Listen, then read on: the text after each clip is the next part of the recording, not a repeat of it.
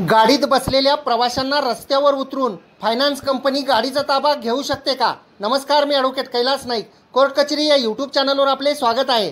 आपल्यापैकी बरेच जण हे वेगवेगळ्या बँका, वेगवेगळे फायनान्स व सहकारी बँका यांच्याकडून कर्ज काढून वेगवेगळ्या व्यावसायिक गाड्या व खाजगी वापरासाठी गाड्या घेतात।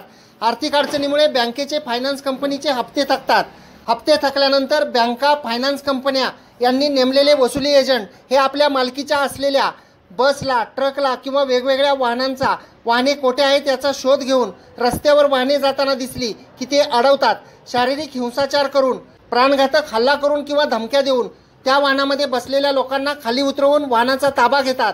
बँका किंवा फायनान्स कंपन्यांचे सदरचे कृत्य हे बेकायदेशीर असून प्रवाशांना गाडीतून खाली उतरवून फायनान्स कंपन्या किंवा बँकांना वाहनाचा ताबा घेता येणार नाही किंवा वाहनाला वाटेत अडवता येणार नाही असा महत्त्वपूर्ण निर्णय माननीय सर्वोच्च न्यायालयाने मॅग्मा फिनकॉर्प लिमिटेड विरुद्ध राजेश कुमार तिवारी या केसमध्ये दिलेला असून 2020-10 सुप्रीम कोर्ट केसेस पान नंबर 399 यावर तो रिपोर्टेड झालेला आहे। तसेच दुसरी एक केस ICICI बँक लिमिटेड विरुद्ध प्रकाश Kaur ji 2007-2 supreme court cases पान नंबर 711 वर रिपोर्टेड झालेली आहे।